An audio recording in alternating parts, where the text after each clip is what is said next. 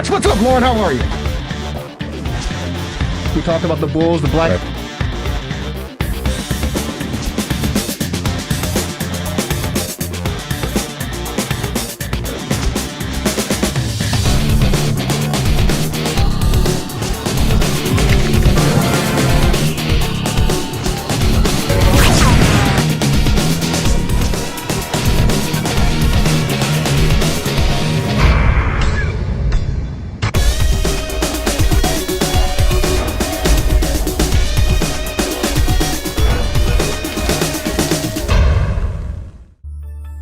Relax,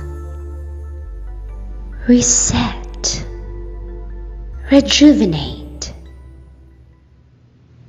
Go to our link right now to restart your life. TheRewindSports60.com. What are you waiting for? Hope to see you soon. The Rewind Sports 60.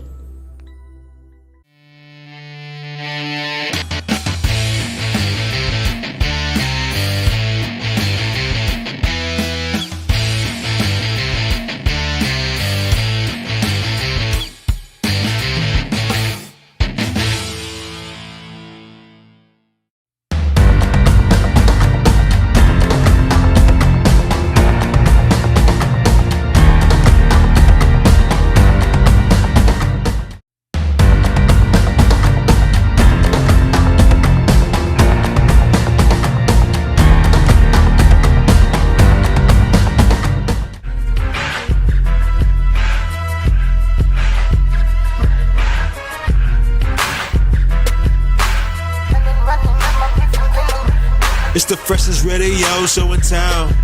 Feeling marvelous, I've been with Jerry Rouse. It's the freshest radio show in town. Feeling marvelous, I've been with Jerry Rouse. WCPT.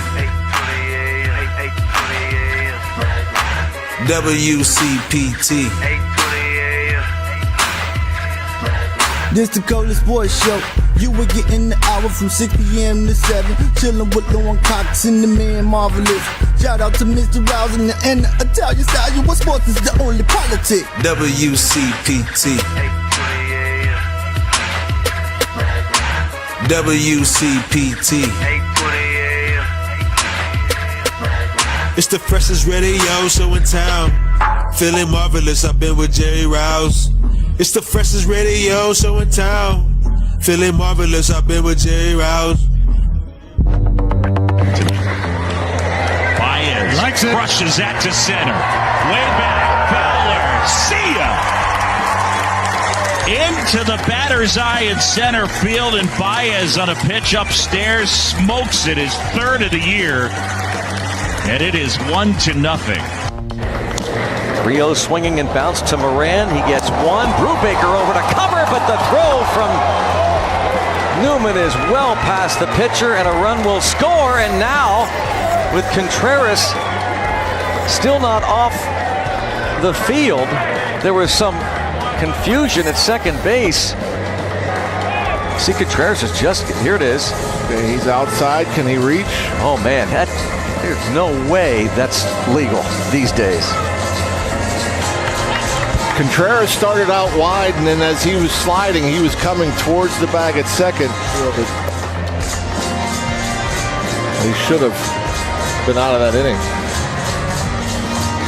Out. Double play, and the Pirates are out of the inning. Derek Shelton challenges the Otley rule. That is awesome. What a great challenge. Are you kidding me? Are you kidding me? Loserville. Happy Sunday to all of you out there. Ladies and gentlemen, welcome to another edition of the Rewind Sports 60. We're streaming live on Facebook, broadcasting from the world's famous illustrious studios of WCPT, 820 AM in the beautiful, beautiful city of Chicago, in the outstanding neighborhood of Jefferson Park. Ladies and gentlemen, this is another edition of the Rewind Sports 60.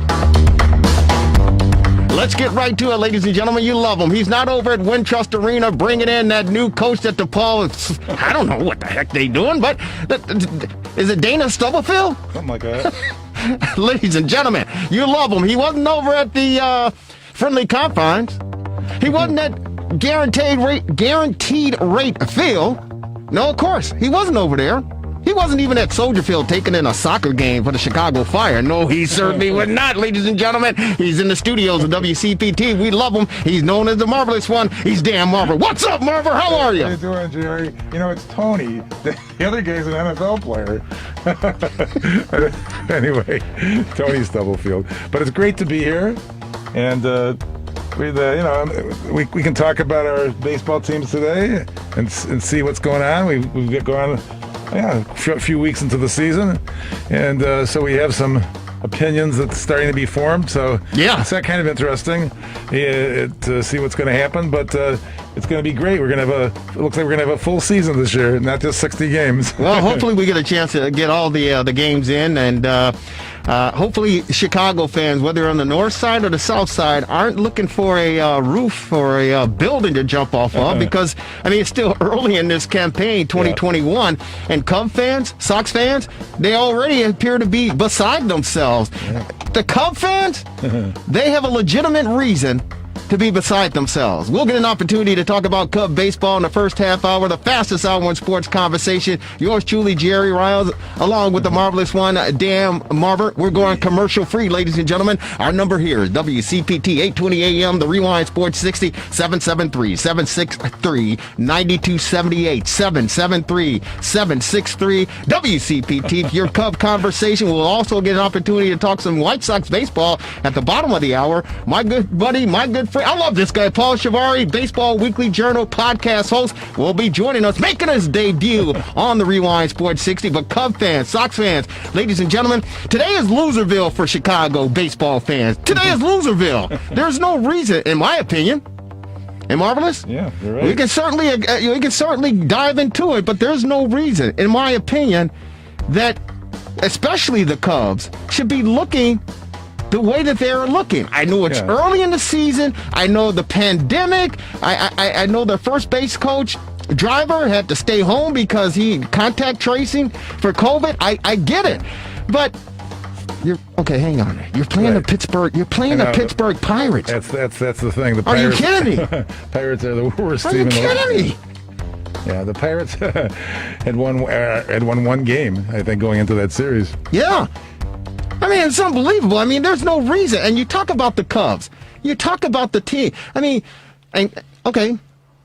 I was going to say congratulations to Javi Baez for hitting out the dinger earlier today. But you know what? He's the third homer of the season for Javi Baez, and he leads the ball club in dingers. All right? Yeah. Strikeouts, it's another question. Strikeouts, it's another question regarding Javi Baez. Now, I don't know if it's the big money that Tatis Jr. received. I don't know if it's the big money that Lindor has received. I don't know what it is, but it appears to me that Javi Baez, your outstanding superstar shortstop for your Chicago Cubs, is pressing. He's pressing. And it's showing. He had 3 strikeouts today, didn't he? He had 3 strikeouts today, along with the dinger. Javi Baez is pressing. And the only thing I have to say to Javi Baez, hey, dude, brother, the only thing you have to do, man, is just play your game. Just play your game.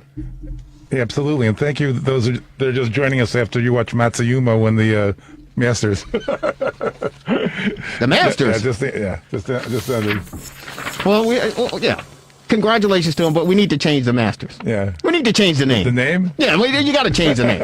I mean, with the climate that we're living in now. Well, I mean, I'm surprised they didn't move the tournament after they moved the All-Star game. Yeah, you know what? And there was speculation that's been leading into the Masters that started on Thursday that, you know, that they should pull the Masters. Wait a minute, they're not going to pull the Masters. I mean, and especially days before it's supposed to start, they're not going to pull the Masters. But the Masters, the chairman came out and said on Wednesday that they're going to take some action. They're going to, make some changes. Change the name? Yeah. Well, I mean, you know what? Honestly, they seriously, if they are politically correct and they're sensitive to the, the feelings of other ethnic groups in this country, Right. I think you would seriously, highly consider making a name change. Right. But the thing you got to be careful when you make these decisions. I mean, they've really hurt the businesses in Atlanta by moving the All-Star game to Denver, for example. I mean, think of all the income that's being pulled from potential businesses, minority businesses as well, due to the decision. So that's another thing we can maybe get into. Wait a minute. Hang on here. Well, they're going to lose all kinds of money in Atlanta. Yeah, I understand that, but the voting laws that you change. I know, but I mean, still, you can't have a bunch of white guys lock a room and say we're gonna make this into a law that's gonna hurt and oppress the black and brown community, minorities in the state. You can't have that. I know, but yet you're hurting them in another way. That's my point. No, but the point there's got to be some middle ground. Well, the middle ground is to be equal. That's the middle ground. Right. But when you don't want equality and you force, you take a bunch of white guys and we're going to lock the door and we're going to sign this thing. We're not going to have any input from anyone else. Okay. And oh, by the way, you're standing in line and you can't have anything to drink or any water to drink. Well, you can't because what's happening. Listen, go ahead. I want to hear what you have to say on this one. I think you asked for it. Old Man River, you must do something. Oh, geez. Okay, Yeah, right. they certainly have to do something marvelous. Tired of making it. No, well, here's the point. You cannot, because they don't want the minority voice to be heard. They don't want equality down there. And that's the whole problem. So when you talk about the economics as far as affecting the state, this is how you get the attention of the decision makers and the lawmakers, by hitting them in the pocketbook. You're right. And as you were saying, Baez hit that 410-foot home run. I think that's what you were asking me. I don't know what happened. The Baez 410-foot home run. We talked about the Masters, right. and again, I certainly think that they need to really seriously consider changing the names. And I understand when you talk about the Masters, I've never had the opportunity, the privilege to go and cover the Masters or even take it in as a spectator. But my understanding is the course, the facilities, it's like immaculate. Mm-hmm. I mean, the course, the one reason it's called the Masters is the simple fact that playing this course, and I don't know if you're a golfer or anything like that, Marvelous, and I've played some pretty decent courses in my day, but I understand the course, the Masters. Yeah. Obviously, it's the most difficult court, one of the most difficult courts that these golfers play. Right. Mm-hmm. And the fact it's really hilly. There's up and down. There's, the slopes, everything factored into this course makes it so competitive. Right. But here's what you want to know: how many black members are there now? Yeah, 9. Okay. Of Augusta. I'm just letting you know. Well, how many women? How many women? Do you have a number for women? I'll get you that. But Warren Buffett and Bill Gates are members. Well, I mean that's part of the problem. But the fact that you have this major event and you're calling it the Masters, and you excluded blacks and minorities and women from this elitist club for years. Okay. It's a slap in the face and an insult, in my opinion, to sports fans, to sports journalists, to the average American. It is an insult because when you hear the name Masters, and our good friend Gary Myers, a longtime radio iconic figure here in the great city of Chicago, many years, who've been on the airwaves in Chicago, we had him on a few weeks back, and that was one thing that he said as well, that the name, the Masters, should be changed. There's no question about it. Well, you got Condoleezza Rice joined, and so they have at least 6. Well, no, I don't. She was only there, I think, temporarily. Is she still? Well, she might be a member, but she was on the board. March 30th is what I got. It says they got the secretary, and business executive Darla Moore. Yeah, this is 2 weeks ago. Right, and we remember that controversy that took place a few years back, and it was forced that. They had to address equality and, equal opportunity as far as the elitist status that the Masters held for so many years. And, of course, Condoleezza Rice was added to it and became a member and helped implement and institute some changes down there. But there's definitely a long way to go and a long road. And, for me, honestly, I did not watch. I probably watched maybe 20 minutes of the Masters this weekend. Well, the funny thing is, it just ended in November. Yeah. Because they postponed it last year. Exactly. But I only probably watched maybe 20 minutes of the Masters, and that was part of my boycott of it, for the simple fact, one, that it's still called the Masters, and secondly, the great Tiger Woods wasn't there. Right. And, again, it appears to be somewhat of an insult and a slap in the face to many minorities around the country and around the world, for the simple fact that it is an elitist state, club, and it this day and age, especially after this year that we've come off of, I think they certainly have to make some address some issues and some concerns regarding that. And I don't know what the name would be changed, but there are a lot of traditionalists out there, Marvelous, that they believe, hey, leave it alone. Stop it. They could call it the Augusta National Championship or something. There you go. Yeah, right. There you go, Marvelous. Yeah.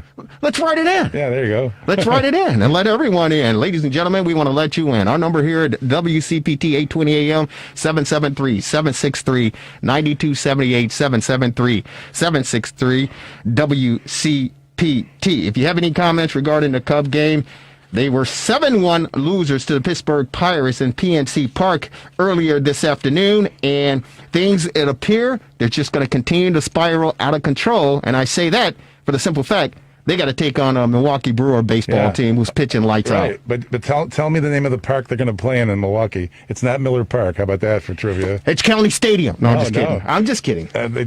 Miller apparently sold the rights over to American Fields. It's now got a new name. I'm serious.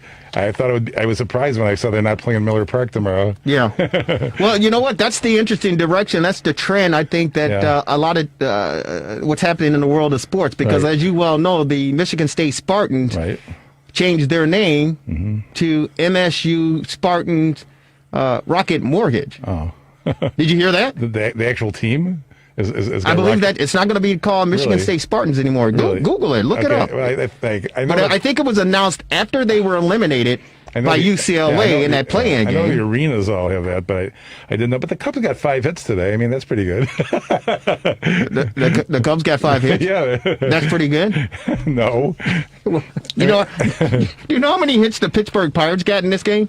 They got 14 hits. 14. So 5 hits isn't pretty good. No, but, Trevor Williams gave up 10 hits in a third inning. Yeah, the Cubs are ridiculous. They're terrible. And here's the thing. I've heard Ian Happ is batting 160. Rizzo is batting a $133. The great Jock Peterson, who hit his home run at Wrigley last week, he's batting 138. Well, that was like last year. Jason Hayward is batting 172. Sogard, I love the guy. He's got the glasses on. He's got the pants and leg hubs. He's got the socks and everything. He's batting a meek 143. This ball team is pathetic. They're terrible. They're embarrassing. You can't beat the Pittsburgh Pirates. You can't beat the Pittsburgh Pirates, and Cub fans have the nerve. They have the nerve to go out to Wrigley Field, the friendly confines, which is a beautiful place. We love it. There's no question about it. But you have the nerve to boo. You have a nerve to boo the great mayor Lori Lightfoot and Pritzker. Was Pritzker out there? I don't know. No, he wasn't out there. Pritzker was booed at the he was Sox booed game. at the Sox game, and I certainly get it. But you can't. Wait a minute. You need to boo your team before you start booing what's going on with the mayor and everything that's happening in this great city of Chicago. Yeah. You have to boo this team. And let me ask this question. Okay. Help me out here, ladies and gentlemen. Here's the deal. I've heard Sox fans. It's only been a couple of weeks that we got this season underway, and the Sox fans, they've been doing pretty well. They had a great outing to open up the season at home, the home opener, albeit there was a rain delay, but it was a great outing. Yeah. Lance Lynn pitched his tail off. Oh, he did. That was fantastic. I couldn't believe it. He went the whole way. Yeah, he certainly did, and God bless Tony La Russa for allowing him to do that. But here's the question. I've heard Sox fans go, hey, you know what? And we'll get a chance to talk to Paul Shivari at the bottom of the hour about White Sox baseball, but I heard Sox fans say, hey, Tony La Russa, there's a guy, he's falling asleep. They were out in Anaheim, late game.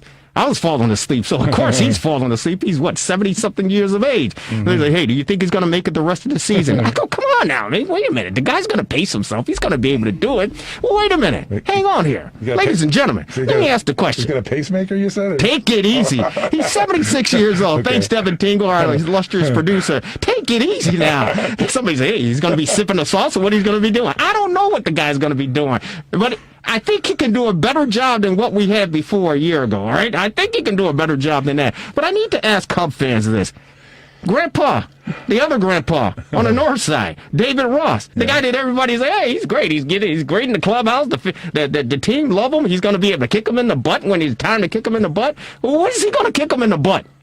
When is he going to kick this team in the butt? Because they got a great. Let me tell you something. Maybe he needs to activate himself. Listen, he needs to do something because Ian Happ. I think Ian Happ is a hell of a baseball player. Jose Contreras. And we have to say courtesy, thank you for those highlights, Devin. Marquee Sports. That double play ball, we'll get a chance to talk about that. But Jose Contreras, he's a pretty decent baseball player. Yeah. Anthony... I say Jose Contreras. Wilson Contreras. Thank you so very much. Wilson Contreras. You got Anthony Rizzo. It didn't sound like Shambi. Was that the Pirates team that we got? I mean, you got Chris Bryant. You got Jock Peterson. You got Javi Baez. You got Jason Hayward. Yeah. Sogard. I like Sogard. I like Matt Duffy. I do. You got David Bodie. I understand, but let me tell you something. You got Marisnik. He's batting 300. I love Marisnik. Okay. He's out in center field. Say, what's going on? The guy's like 6'4", 220 pounds. He's 3 for 10. Trevor, wait a minute. Hang on here. Grandpa David Ross, Cub fans, are you guys giving him a pass or something because he's Grandpa? Hang on here. Hang on here. Ladies and gentlemen, this Cub team suck. They suck. They're terrible. And I haven't heard any stinking thing about the Cub fans and David Ross and say, hey, you know what, let's shake this thing up. Yeah, everybody wants to point the finger at the players, and I get it. You certainly should point the finger at but let me tell you something. Did you guys see the Blackhawk game last night? Yeah, I mean, some of it. Huh? They were behind 2-0 right away. Yeah. And you saw what head coach did in Colleton? You saw what he did? Mm-hmm. He pulled the team over and go, hey, wait a minute. What the hell are you guys doing? Yeah. He got in their asses, and what did the Blackhawks do? They went out there and they started playing. Mm-hmm. The same thing needs to happen on the north side with David Ross and this Cubs baseball team. You guys aren't going to the World Series. Yeah, I don't even think you're going to make the playoffs, to be honest with you. But the point of the matter is, play hard, effective baseball. Javi Baez, stop it. Stop swinging it. Yeah, you got a home run. I get it. You got a home run. 242. Yeah, Javi. Stay in your own lane. 15 strikeouts. That thing between your ears, you call your head, that carries your brain. Javi, take it easy. Stop swinging at everything. Stop it. That's like when he first started, he was like that. Yeah, exactly. And the reason being, I talked to my good friend Jesse Rogers earlier this week, and I asked him. I said, "Hey, Jesse." He goes, "Yeah, Riles." I go, "Jesse, is Javi pressing?" He shook his head and said, "Yes." He said, "Yes." Because of the money. Because of the money. He's pressing. And he's going to get the money even if no matter what he does. But he thinks he's the best shortstop in the game. Yeah. He thinks he's the best shortstop in the game. Yeah. And it's affecting his play at the plate. Right. I mean, Contreras has 11 strikeouts, by the way, to Javi's 15. So now, as far as that double play was concerned, what was your thought on that? Because actually, yeah. I mean, hey, Devin. I think that back in the day when I played. Yeah, you were supposed to make difficult for the guy to do the relay. You're supposed to upend him. You're supposed to get knock him over. But now it's you're out if you touch him. Well, the rule changed, I believe, in 2015 because too many players were getting hurt on a collision. So they ended up changing the rule, and you have to make an attempt. Yeah. Go for the bag. Right, there'll be no Pete Rose and Fosse in the All-Star game. Not at all. And I understand that because, again, we talk about the increase in salaries and how much money is being spent on these players, and you don't want them injured on plays like this. It's going to keep them out for X amount of weeks, months, or maybe in their career. So I understand the direction and the trend as far as Major League Baseball is concerned, where they're going with this. Jose Contreras, it was a baseball move, to be honest with you. Yeah. I think the mistake that Jose Contreras made Why do I keep saying Jose Contreras? Wilson Contreras. Why do I keep saying Jose Contreras? I don't know. But Wilson Contreras, I think the problem that he had, the mistake that he made was the fact that he did not reach for the bag when he slid. Yeah. He went after the second baseman. He did not extend his left arm out to cradle the bag at all. And the umpires went and took a look at it, and they said, okay. He didn't make an attempt. He broke the rule. You're out. And you're out. That's it. And then, but before we go there, I was about to say Jose Contreras again. I don't know why I'm saying Jose Contreras, but Wilson Contreras, when the pitch that he took in the back, marvelous. Yes. I wanted, honestly, and it's the third time this guy's been hit. He's been hit 14 times last year. 17, he leads the majors with getting hit by a pitch. But the pitch that he took in the back, I don't know if you saw it. I don't know if you heard it. But to be honest with you, I know I heard, and I think it was a 94 mile pitch that got away. It hit him in the back. Honestly, I swear to you, I wanted to cry for the guy. It hurts. It hurt me, and I'm just sitting there watching. I think it's because you're a White Sox guy. Jose pitched for the White Sox. So. I know. I keep saying Jose Contreras, but I mean Wilson Contreras. But I swear to you, I wanted to cry for Wilson Contreras after he got hit. Because that thing hurt, man. That thing hurt. And he carried the bat nearly all the way down the first baseline to the bag. The catcher followed him to make sure he wouldn't charge him out. The bat boy had to come out to retrieve the bat. And Wilson Contreras was about to pound the turf with it. He looked up, saw the bat boy, and handed him the bat. But he is a powder keg waiting to explode. If he gets hit again, all hell's gonna break loose. Because the guy's a loose cannon in the first place. He's a loose cannon in the first place. I mean, he said, I don't think I did anything wrong there. I just slid within reach of the base. They probably called me out because I didn't touch the base. But for me, I didn't touch the guy. That's what he said. Yeah, I heard what he said, but I know what I saw. He went out of the base path to go after. That's what he did. I always like to, I like to, have everybody be able to defend themselves. That's all I'm saying. Well, hey, come on now. A bank robber would defend himself. I didn't steal the money. It just happened to be in the bag that I picked up and walked away with. What are you talking about? Are you kidding me? No, and he's supposed to take that. He's supposed to take that position and say, hey, you know what? I didn't know. But the rules have changed. You cannot go after a second baseman or a shortstop. You simply can't do it. And one reason, and we'll get a chance to talk more about the White Sox, but almost the same thing, a double play ball late in the game. And that's another controversial situation that took place as far as the Southsiders are concerned. But Jose Abreu was on second base, and Moncada hit a ground ball, routine double play. Jose Abreu, he did not go out of the base path. No. He went, slid, direction, stayed straight, going to the bag. And it was a routine double play. That's how the game is played now. Unfortunately, that's how the game is played. And I don't know if it's how we grew up, of course, playing and watching. But I don't necessarily know if that was the right thing to do, or the correct thing to do, or the proper thing to do, because someone, and that was the object of the game. I know. Get the player out to hurt him. I know. I mean, the rule itself, I mean, I understand why they don't want people to get injured.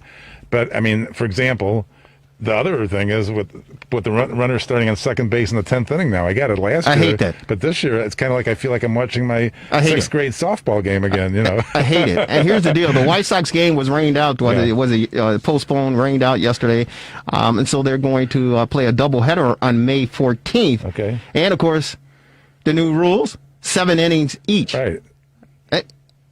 I got it last year. I don't get it this year. Well, you're going to get it this year. I mean, you're certainly going to get it. Probably more than you want. I mean, and that's in high school, you played the 7-inning doubleheader, so it's crazy. Yeah, it really is crazy, but it's the era that we're living in. And here's the thing, what really is going to screw things up, in my opinion, when you talk about the changes to the game, is how is this going to affect the records? Yeah. How is this going to affect numbers and status, and it can even come down to potentially Hall of Fame voting decision, so to speak, based on the fact that you're changing it to a degree that, because when you put a runner on second base, the pitcher is in charge. It's not an earned run. And Paul Shivari is joining us on the Rewind Sports 60. He's the Baseball Weekly Journal podcast host, joining us on the Rewind Sports 60. Paul, how are you? I'm great. Thanks for having me. Thank you so very much. It's debuting on the Rewind Sports 60 here, brother. It's great to have you. Looking forward to hearing all your insight and your intellect as far as baseball is concerned, in particular Chicago White Sox baseball. But correct me if you can. When you go into extra frames, and of course the White Sox lost in extra frames over at the Guaranteed Rate earlier this afternoon. When the runner is on second, that runner scores. It's an unearned run. It's an unearned run, and it's called an error because they're on second. But there's no one's charged with an error. Yeah, I never actually knew how they score that officially. But I don't even know how to put it on my scorecard. I put the guy at second base out of nowhere. Yeah, my to address understanding. the reasons why, though, in terms of the 7 innings or the shortened extra innings, we understand it last year with the pandemic. This year things are kind of loosening up where there's not as many infections as we've seen. But a lot of it is ramping up the pitchers again to the innings that they're used to seeing. So I think they're trying to save these pitchers. Because Lance Lynn led all the pitchers last year with 80 or 90 innings pitched or something like that. He threw 110 pitches in his first outing. I've never even heard of that. Right.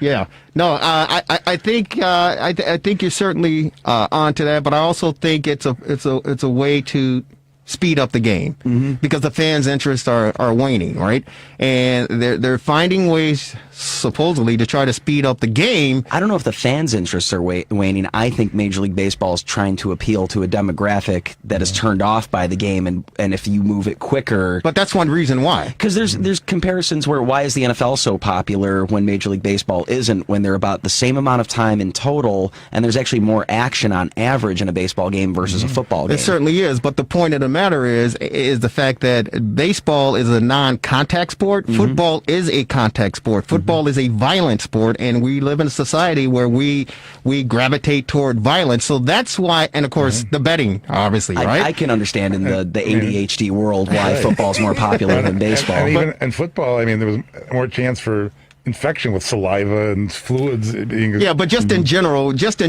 when you put the pandemic aside, baseball has found that fans are losing more interest in sitting in front of their television set and watching a game for 3.5 hours when they can be out, especially during the summer, right? Football is in the fall. It's cold outside. It gets darker. So, and of course, again, it's violent and there's betting. So there's more attraction, more interest. As far as baseball is concerned, most fans aren't going to be sitting in front of their television for 3.5 hours or whatever the case may be when it's 80 degrees outside and sunny on a Saturday afternoon. If they're not at the ball game, they're not sitting around watching this all that. Well, and then the value of one game in baseball, too. It's 1 out of 162. I was talking about that. I was talking about last year with the 60-game season. It seemed like the game's meant more in a way. How quickly things turned around, too, with that shortened season. I think a lot of this, though, the pandemic was almost a great thing to happen to baseball in the sense that they wanted to experiment with some of these ideas anyway. And with that collective bargaining agreement coming at the end of this season, which is already going to be contentious between the union and the league, I think that they want to start incorporating some of this stuff. So I think, going forward, we're going to see the National League adopt the designated hitter. I was surprised they didn't do it this year. Me too, actually.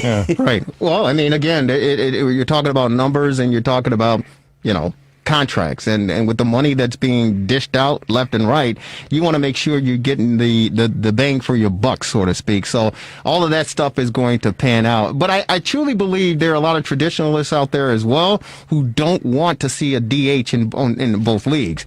I don't, but at the same time, I always thought that it would ruin the game for me, and I almost didn't even notice it last year. But I love, like a 1-0 National League game where the winning pitcher also contributed the RBI. It's rare, but it's an amazing thing. Yeah, it really is. And this game that we were watching earlier today, the White Sox game over at the Rate Kansas City, I thought that was a pretty, because I'm going back and forth on the Cub games when the Cubs just blew that thing for the second straight night. Of course, we don't want to talk about what happened last night. Losing to like a quadruple A Pittsburgh Pirates team, essentially. It's unbelievable. But the fact of the matter is, when I look up and it's a 1-1 ball game on the south side in the fifth inning, I believe it was. That's the type of game you say, you know what, my interest is there, because if you're a baseball fan, if you're a baseball purist, you want to see that type of game because you know that both teams are playing, for the most part, effective baseball, and it's a chess match. It's now down to a chess match. Well, and the managers too, La Russa and Matheny, their relationship too. And Kansas City pretty much a 4A team too. Well, I mean, I think people aren't really giving them credit. I think they have a good core with Whit Merrifield and Hunter Dozier, bringing in Andrew Benintendi. Though they seem like they're in a rebuild, I think they're taking a big step forward this year. I wouldn't expect them to make the playoffs, but I had them as my American League dark horse that I think people aren't watching this year. Paul Shivari joining us, the Baseball Weekly Journal podcast host, joining us on the Rewind Sports 60. Our number here is 773-763-9278. Ladies and gentlemen, 773-763-WCPT. Paul, let's take a phone call real quick. We got Tom calling from Chicago. Tom, what part of Chicago are you calling from? Northwest Side, Belmont Heights. My man, welcome to the Rewind. How are you? What's on your mind? Thank you so much for taking my call. I just wanted to say I've been very frustrated with the White Sox. I've been White Sox fan since the first. My stepfather had me sitting in front of our television, round television, 1951. Minnie Minoso hit the home run the first time he was up. That's how long I've been a Sox fan. Wow. Anyway, and the 59 and all that stuff, I was involved in all of it. But what I wanted to say, I'm very upset with Mr. Hahn, the moves he's made, especially by not re-signing James McCann. He's got a nightmare other than the Mercedes, which he's not going to really catch. But for the White Sox, they didn't have to sign Grandal. That was a big mistake. $40 million McCann signed with the Mets. They're so happy with him. He hasn't performed that well yet, but Grandal, he's been a real disappointment. And and I was just saying, what do you think of that move, as well as getting rid of Colomé? I thought that was a mistake. I think Hendricks is a big mistake. He's way overrated. Really? The acquisition of Adam Eaton, although he performed very well today, excellent. I just think that was, it was unnecessary. Good deal that we got. A good deal we got rid of Mazzara. He was a big mistake. But also the fact that we had gotten rid of a lot of people that I think are going to come back and they're going to really perform well. What do you think about that? Well, you know what? Before we let you go, and we appreciate the phone call, Tom. Everything that you just stated, it's questionable and it's opinionated, and that's why we want to hear it, and that's why I don't like any of that. No, I don't like any of the moves as far as all the changes. Not one. But the moves that you don't like any of the moves that the White Sox made. Lance Lynn. So do you believe the White Sox are? Dane Dunning, 10 to 15 years, and we got Lance Lynn for maybe one. Okay. But it could be a World Series team control for I think 2 seasons at least, and I don't think you were going to get that sort of output from Dunning as a number 3 or number 4 that Lynn's giving you right now. And then Lynn almost moved up to like a number 2 this week with the way Keuchel's struggling and the way he's performing. Right, Lynn has been one of the most effective pitchers of the last 2 seasons, so I love that move. But at the same time, I'm with you, Tom, that you were really looking forward to Dane Dunning and the future of this club and some of that young talent that they were building, this core. And you thought that Dunning might be a part of it, and now that he's not, that's disappointing. But did you really think he would be a part of it? Someone was expendable. I was surprised that it was Dunning out of all of them, but at the same time, I loved that move, the Lynn move. But let's break down some of the other stuff that Tom was talking about, though. The Tom, McCann, thank you, man. We appreciate your call. Keep listening. McCann versus Grandal. Thank you very much. Thank you, Tom. At the time, McCann's coming off his really what looked like a flukish All-Star year in 2018. It was hard to say if he was going to be the same catcher in 2019. or actually, no, this is 2019 going into 2020. Right. That's right. Right. Before the pandemic. When Grandal was a free agent, they were really banking on some of the slugging that he can do. He's not a high batting average guy, but he's a guy that can hit the ball out, 20 home runs, I think, a season, and the way he's great at pitch framing. And I think they were really banking on Grandal's defensive abilities, which sometimes when you see him, though, he's letting balls get by him. He's making defensive mistakes. So I do understand where Tom's coming from, but at the same time, that's a hard move. I think all of the analytics tell you that Grandal's the guy that you go with, not McCann, and there's no way you can carry both guys. There's just no point in carrying two starting catchers on your team. So I can get that move. That's a debatable one. We can debate that until the cows come home. Right. I just thought that James McCann, when the White Sox, made the move and let him go, I question that because the fact that he had a relationship in the clubhouse and the fact that defensively he was owning his, and he could command control of a game, and pitchers liked him. Mm-hmm. Certain pitchers liked him. I think Giolito and McCann had a really great relationship, right? And offensively, he was productive. I thought I was surprised by the move, but I wasn't shocked by the move. Mm-hmm. And so I certainly understand what Tom is saying, that he didn't necessarily like the move. Now, Grandal, I think he has some injuries doing spring training, maybe some knee injuries or whatever that could still be lingering as far as what we know. But again, I still say it's early. It's still early, and I think that Tony La Russa, here's the thing, what people don't see, between the lines from the first inning through the ninth inning or whatever the case may be, is there's a lot of work taking place in that clubhouse. Now, Tony La Russa has, quote, end quote, the respect of the players because of his Hall of Fame career. But it's a matter of getting in there, day-to-day operations, learning how your players are, your players learning how the manager operates, and getting on the same page, meshing, and letting that foundation build to get to that winning attitude the Sox fans are craving and waiting for. Well, and I think that's what's been happening this week, like on Wednesday with that disastrous, 6-run fifth inning or 6-run sixth inning where, Keuchel couldn't even make it out of the inning. I think, now La Russa owned up to it, and I do like that he stepped up and said that he made a mistake. That was professional, mm-hmm. And that was a pro. Do you really think Tony La Russa was sleeping during that inning? No. I don't think so either. And no. I think it was a stress test on Keuchel to see, sure. Let's just throw him out there. I mean, 90 pitches is not too much to ask for at the start of the season. Something might be up with Keuchel. I know he's had back issues in the past. He hasn't looked great in his 2 starts so far this season. I think that was La Russa seeing what he's got right now with him. And I think to throw Matt Foster out there in the situation that he did wasn't fair to Foster. But at the same time, he admitted that. Look at the lineup that day, though. That's the most typical travel day lineup that you're ever going to see. Right. Trying to bail out of Seattle, getting ready for the home opener. Right. You already took the first 2 in the series. So, yeah, it's disappointing because you've dropped winnable games so far this season. But we're only, 4 or 5% of the way into the season, and we're still establishing bullpen roles. As for the bullpen, though, aside from Crochet and Kopech, he was terrible today. Well, Crochet or Kopech? Crochet. Okay, Kopech was lights out. Well, I mean, he also, I think, first time he was ever pitched in an inning where the runner starts on second base, and anyway, he was terrible. Yeah. There's no excuse. He was terrible. Sure, but he's been one of the lone bright spots of this so far. I mean, 1 save and 5 save opportunities, 4 blown saves to start the season as a bullpen. Right. 4.99 ERA, but they are third in, as a bullpen, third in strikeouts per 9 innings with 11.74. That's really impressive. Right. 6th in strikeout to walk ratio with 3.08. Small sample size, but a little better than what we would think. Where it's really the problem for the White Sox right now, look at the runners in scoring position today. 1 for 15 today. 1 for 12 15. left on base. Yeah. In the last 4 games, 222 with runners in scoring position.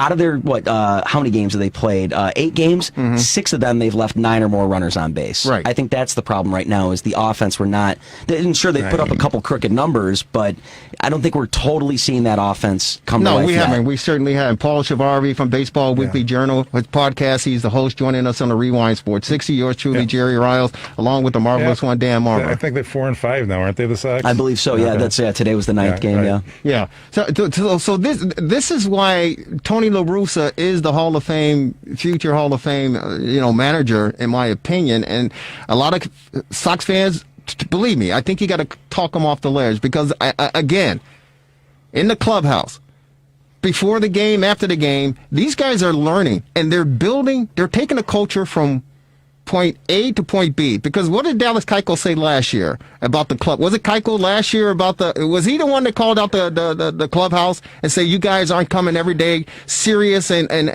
right. focused to try to play this game because he's used to winning? I think that's what these other players, and hence, that's one reason why you signed Jose Abreu, because he's the leader of the clubhouse. Those younger kids, they respect him. Jerry Reinsdorf understand that.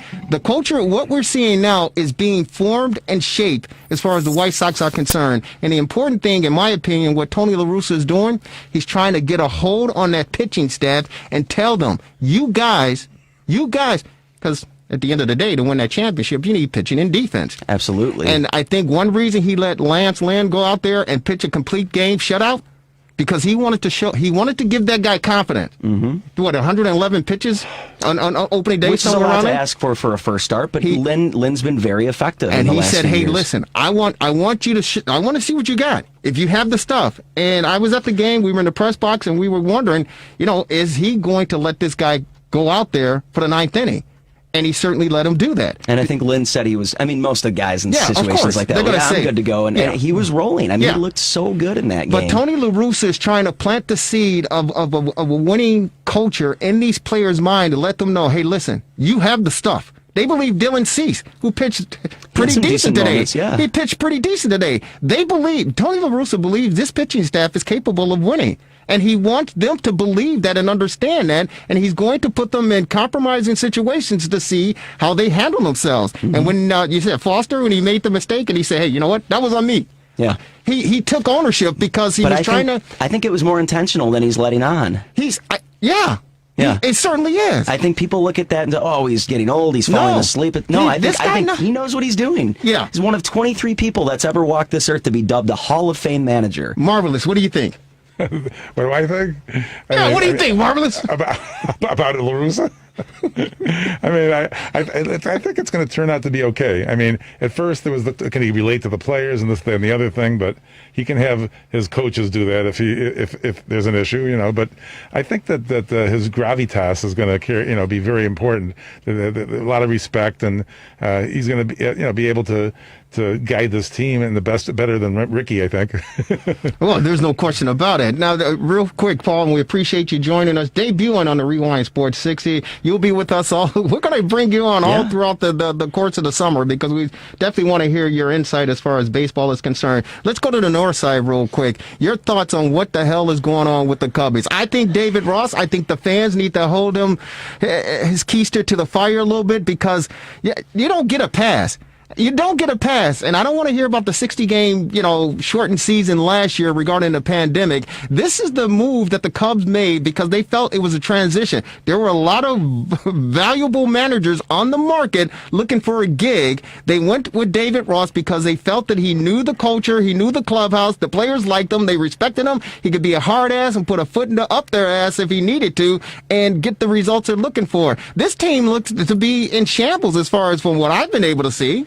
Well, they're the worst hitting team right now in Major League Baseball. And how is that possible? It's not even like they're riddled with injuries. You still have the sluggers and Rizzo and Bryant and Baez and Happ and Contreras. You bring in Jock Peterson, who can hit the long ball, and we saw him crush one the other day and get his waffle maker. Oh, I loved it. I loved it. But, where is, I would assume that just like, baseball, the regression to the mean or whatever, in this case, the progression to the mean, I think eventually they're going to start hitting. The really concerning part is that this is happening against Pittsburgh, who is coming off on paper the worst team in baseball. They are not trying. They are rebuilding. They are trying to shift into a new direction. They had lost 6 games in a row coming into this thing. The Pittsburgh Pirates. Yeah. That's ridiculous.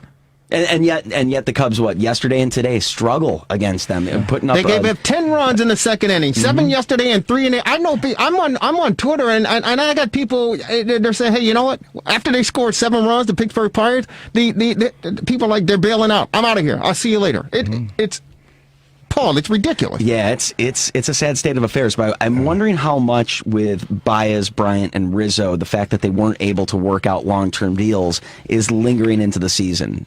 And I know they don't want to sign contract extensions during the season, but at the same time, the Cubs are going to face a dilemma at some point toward the trade deadline with all three of these guys becoming free agents at the end of the year. You can't let all three of them walk and then lose them in the season. So at some point, especially if they're struggling like this and they're not in contention, all three or maybe one of those three are going to go. Well, see, Jed, wouldn't you think, though, Paul, that they'd want to enhance their value by performing better, though? I mean, they're still going to have value. I mean, I know. Anyone's going to want Chris Bryant at the very least. I mean, as for Baez, I mean, I need to see his bat wake up. I mean, we know what he can do defensively. Right. And I'm surprised with Rizzo and how much he means to this city that they wouldn't just give him some sort of deal. I don't think he's trying to command a deal that's comparable to what Fernando Tatis and Francisco Lindor are looking for. And I don't think Baez is ever going to get anywhere near that as well. But it's just, and I know that they don't have to give these guys, feel-good contracts to legacy contracts or anything like that. But you would think that they'd want to build the future of this team around Anthony Rizzo, but he's already taken a hometown discount. So I think the team has already run out of favors from these guys, and they want to be paid. How does the salary cap work, too? I mean, in baseball, is that There's no cap. There's no cap, yeah. So here's the problem, though.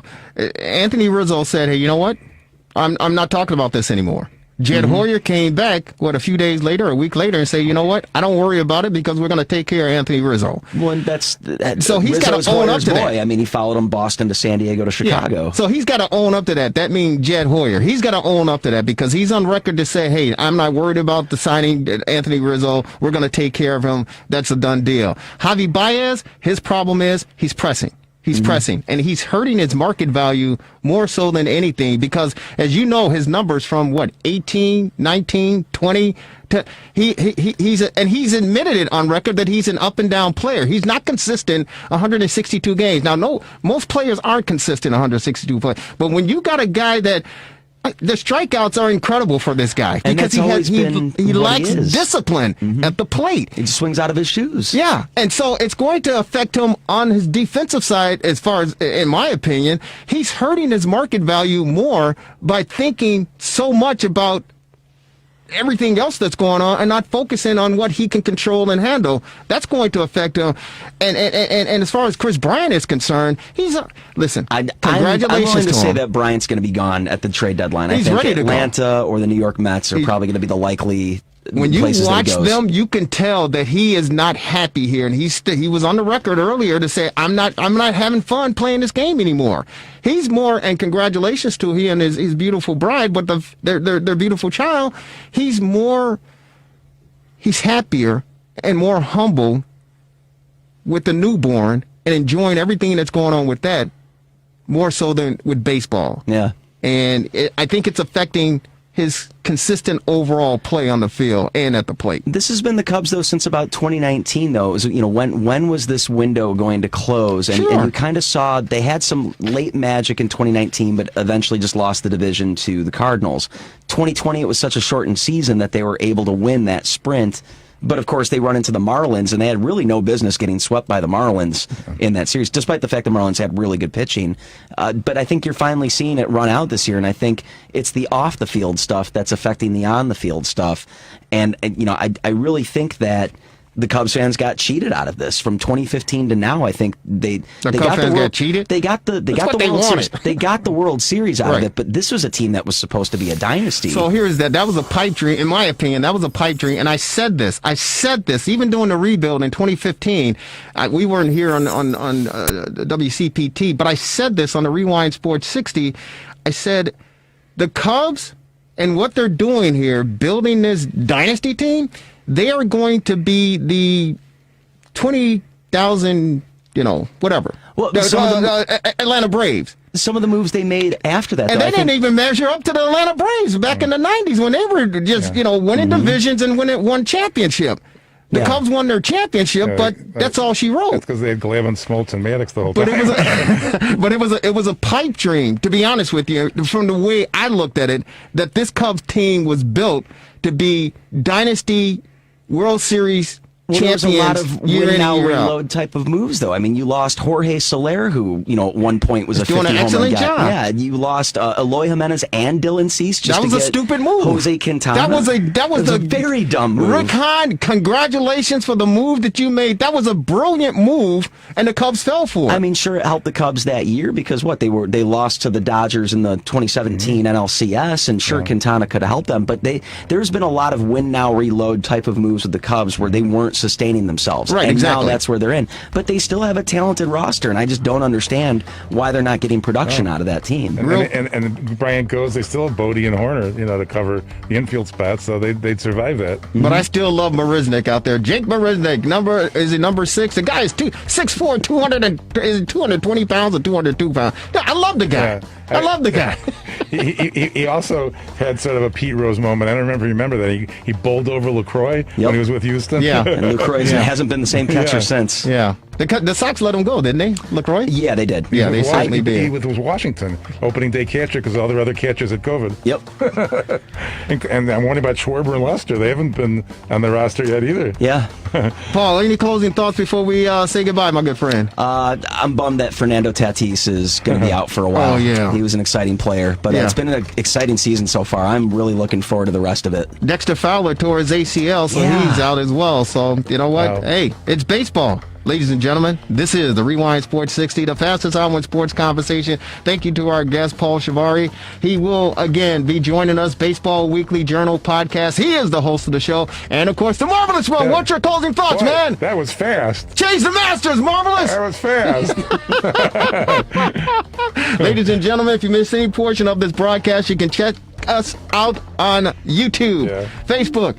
You can check us out on the RewindSports60.com. Of course, you can go to WCPT820.com. And on Wednesdays in the northern suburbs, ladies and gentlemen, we're on Comcast Access at 7 o'clock p.m., Channel 17, Channel 19, Channel 35. This has been another edition of the Rewind Sports 60. I want to thank our illustrious producer, outstanding Devin Tango, kicking butt and taking names, ladies and gentlemen. Jerry Ryle signing off. Guys, have a great rest of your Sunday. Enjoy the week, and we'll see you next week, right here, WCPT 820 AM, here in Chicago. Take care, everybody.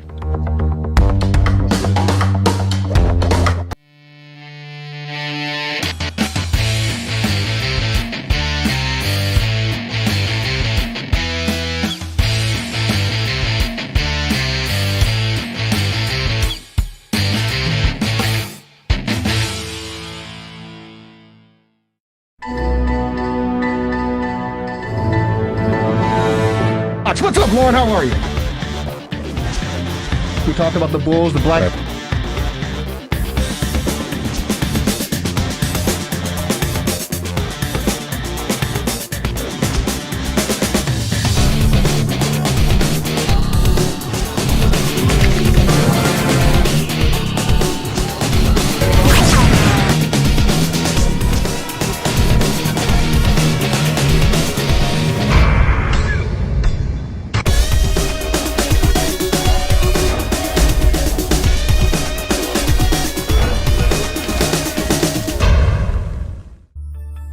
Relax. Reset. Rejuvenate. Go to a link right now to restart your life. TheRewindSports60.com. What are you waiting for? Hope to see you soon. The Rewind Sports 60.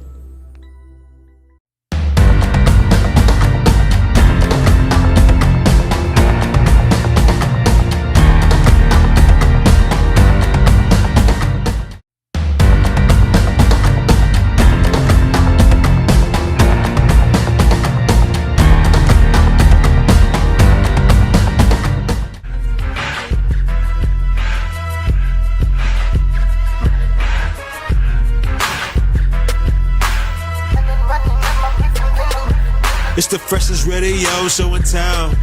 Feeling marvelous, I've been with Jerry Rouse. It's the freshest radio show in town. Feeling marvelous, I've been with Jerry Rouse. WCPT. WCPT. This the coldest sports show. You were getting the hour from 6 p.m. to 7. Chillin' with Lauren Cox and the man Marvelous. Shout out to Mr. Rouse and the Italian style. You want sports is the only politic. WCPT. WCPT. It's the freshest radio show in town. Feeling marvelous, I've been with Jerry Rouse. It's the freshest radio show in town. Feeling marvelous, I've been with Jerry Rouse.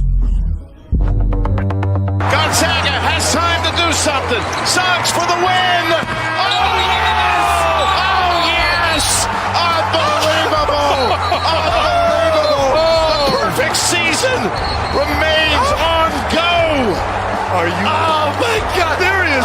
There are onions, Jim, and then there are major onions with a kiss. Oh, my goodness. One of the great games. And look at the poise of this kid. We talked about his defense, but how about that? He's sort of doing the highest ranked player in Zag's history recruit. And that's the reason. He came for this moment to play with Mark Few, the chance to win a championship, and wow, impressive. Well, Jim, I love in front of us all these kids actually caressing and applauding one another, and that is just some way to end a classic basketball game. Woo!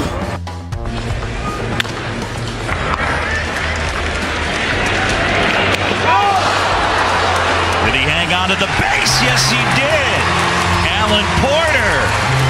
Anthony Rizzo doing the splits, made the grab. Gumby. Wow. In the air, center field. Alford back. Turn in.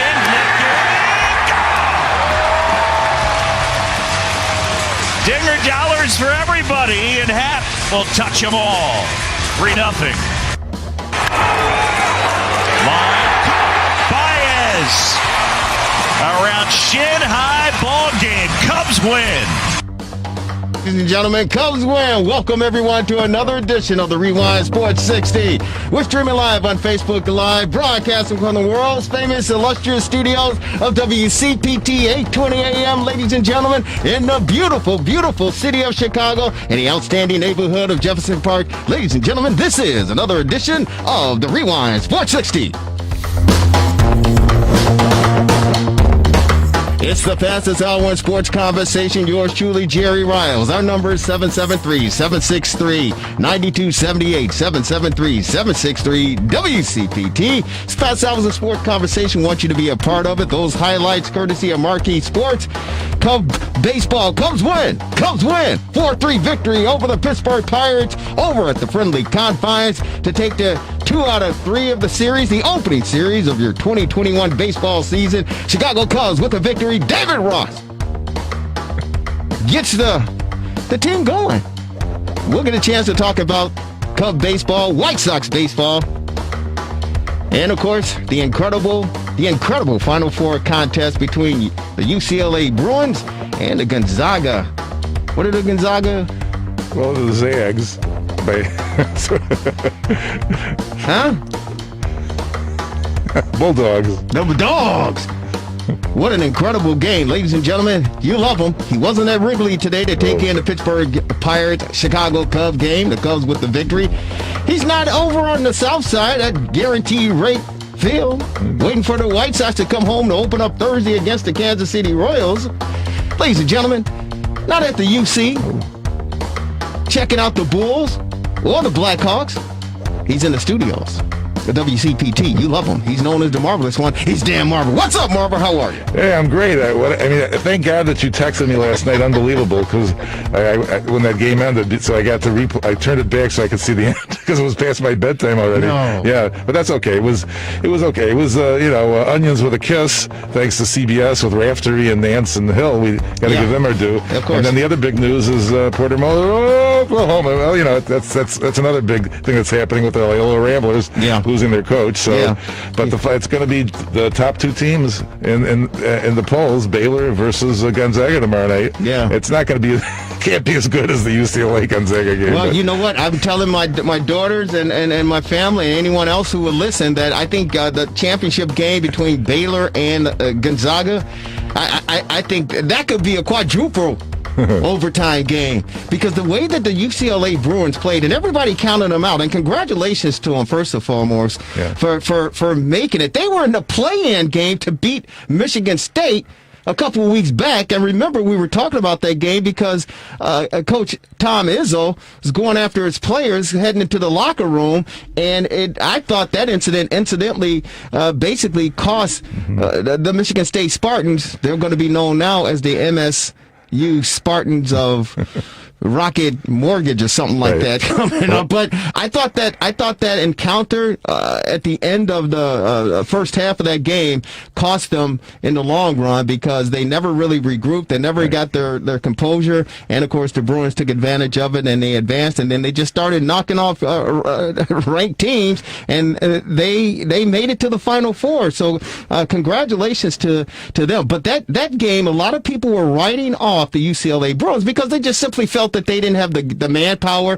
They didn't have enough, discipline. They didn't have enough stamina to withstand Gonzaga, who's just been running roughshod pretty much over everybody.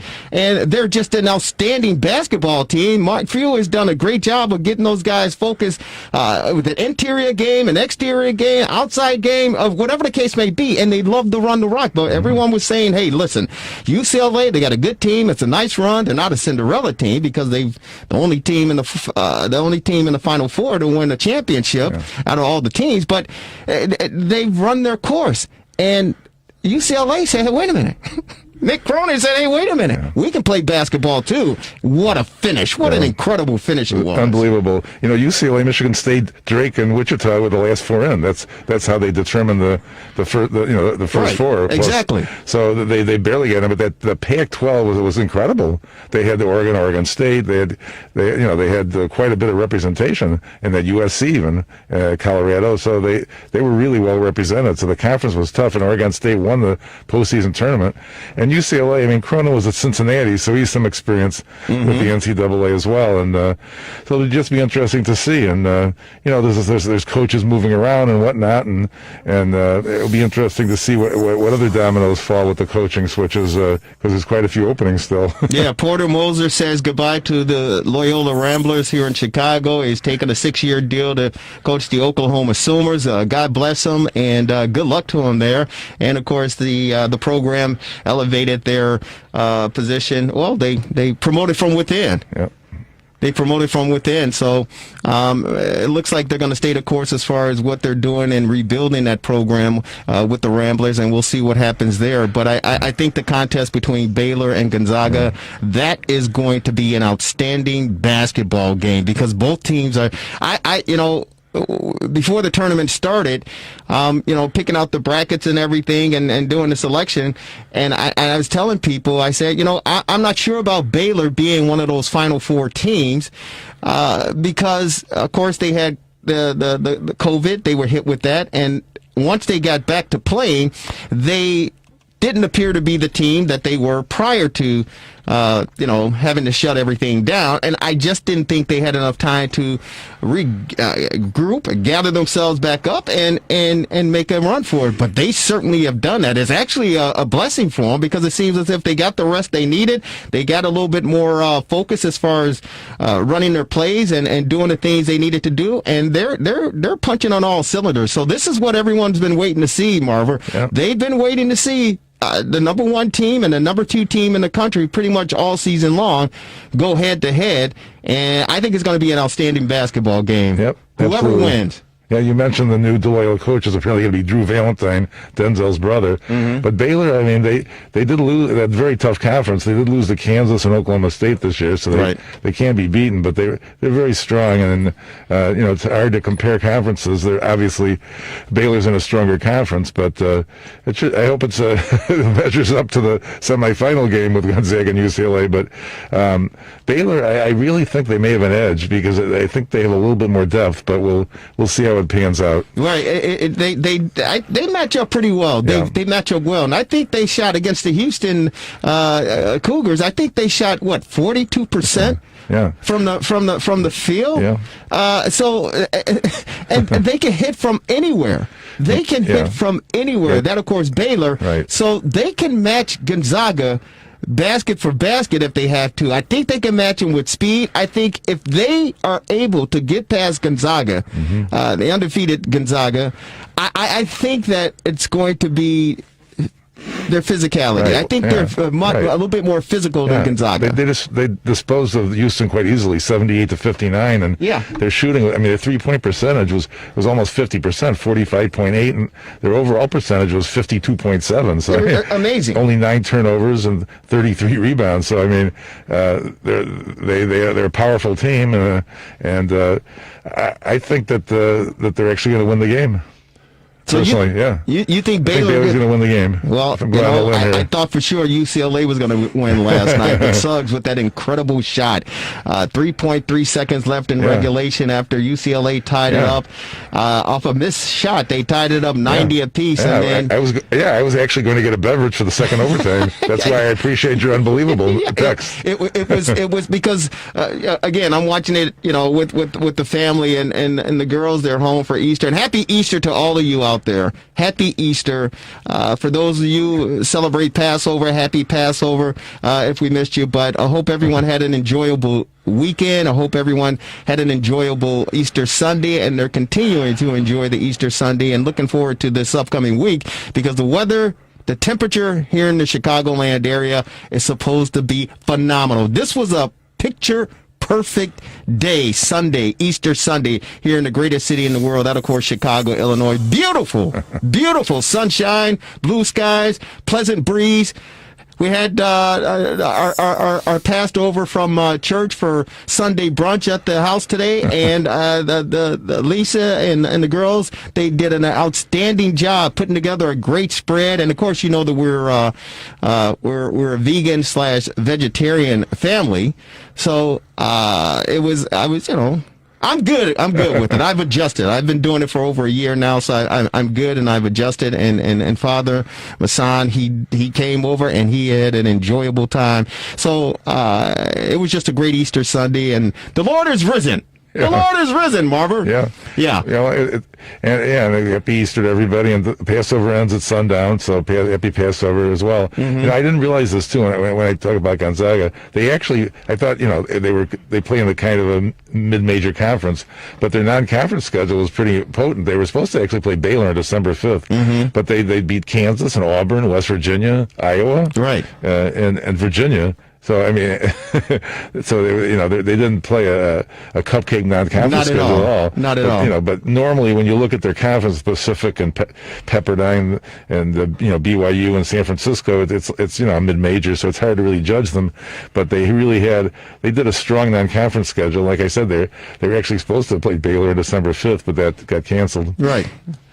Baylor, of course, and it's been tough and challenging for all the programs across the country, and congratulations to all the schools, and thank you. We really have to say thank you because, and again, that shot was incredible, and it's unfortunate no one lost that game. It just so happened that Gonzaga won the game, but that's what we needed as a society. March Madness, and for many is March Sadness, but the fact that we have sports that we can watch, that we can listen to. Of course, the Rewind Sports 60 on WCPT 820 AM here in Chicago. But thank you to all of the people, the athletes who made the sacrifices, who went above and beyond to put together a product that was safe, with some, instances of, people contracting, the virus or whatever the case may be. But the fact that they were able to get through the season, get through the conference tournament, and of course the major tournament, and I'm surprised, honestly, that we were able to get to the national championship game played at Monday night in Indianapolis because, as you well know, when it first started, there were 6 officials who were sent home because of contact tracing. And don't forget, Virginia Commonwealth was the one casualty of COVID in the tournament. Exactly. And as it was, I mean, Baylor had 2 pauses. They played one game in a 3-week period in February, and they played one game in a 2-week period in December. Yeah. So it's. But that's the thing with Gonzaga. They had to scramble to get some games together. Hence, you talked about Iowa and Kansas having to play them in neutral spots or whatever because of what this pandemic. And they were able to keep things rolling and moving and not miss a beat. And again, they find themselves the number 1 ranked team in the country, ready to play for the national championship. And we can certainly expect it to be an outstanding basketball game, I believe, based on the fact that we watched an incredible, and you talk about one shining moment. One shining moment, that was a one shining moment for sure. Yeah, absolutely. It will be repeated much like the Leitner shot for years to come.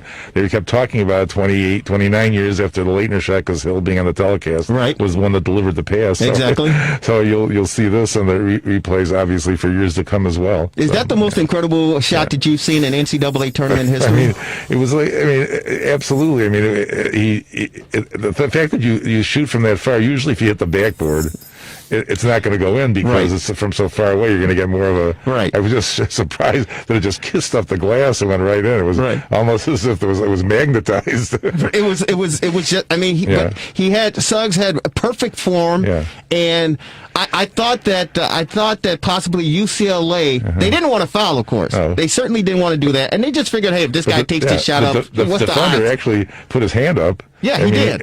There was some defense, on that shot, but right, exactly. Yeah. But I'm thinking if he takes a step, the defender takes a step up, and forces Suggs to go left or right. That's going to be enough time to cost him before he can get the shot off. Right. But regardless of it was fate. It was certainly fate. It was an incredible shot, and his teammates. I mean, it was. Can you imagine if that place? Lucas Oil Arena in Indianapolis was it was packed. Right. Oh my God! Not to compare him to the great one, but it was Jordan-esque with him standing on the table. Remember how Michael did that? Exactly. Yeah, when at the United Center when he won the championship. Yeah, but here's the deal. You think that's the biggest shot ever in NCAA history? Well, I mean, it's certainly going to be in terms of in a semifinal because the Leitner was in a regional final, so this is probably even a bigger deal than that was. So the 2 of them come to mind. Tyus Edney, and then with UCLA, right? And then Drew. Yeah, from Valpo. Bryce Drew. Yeah. That was an incredible shot for sure. And it was earlier in the tournament, so that's why. That's exactly a little right. bit more gravitas. And Danny Ainge, remember Danny Ainge? He took a length of the court and scored. Brigham Young, and that was against DePaul, right? Was that DePaul? I don't think so. Brigham Young, though. I don't think DePaul played Brigham Young in the tournament, but I could be wrong. Who did he take it coast to coast against? It wasn't. Look that up. Was that against DePaul?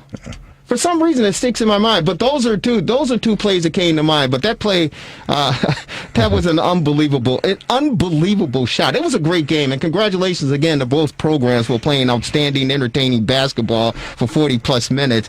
And of course, the Gonzaga advances to the championship game to take on Baylor and.